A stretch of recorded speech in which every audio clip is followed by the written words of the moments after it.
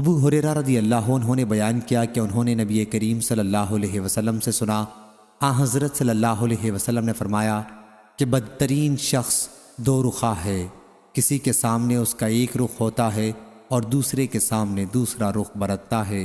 صحیح بخاری حدیث نمبر 7179۔ سفیان نے خبر دی، انہیں ہشام نے، انہیں ان کے والد نے اور ان سے عائشہ رضی اللہ عنہا نے کہ ہند نے نبی کریم صلی اللہ علیہ وسلم سے کہا کہ ان کا شوہر ابو سفیان رضی اللہ عنہ بخیل ہیں اور مجھے ان کے مال میں سے لینے کی ضرورت ہوتی ہے۔ حضرت صلی اللہ علیہ وسلم نے فرمایا کہ دستور کے مطابق اتنا لے لیا کرو جو تمہارے اور تمہارے بچوں کے لیے کافی ہو۔ صحیح بخاری حدیث نمبر 7180۔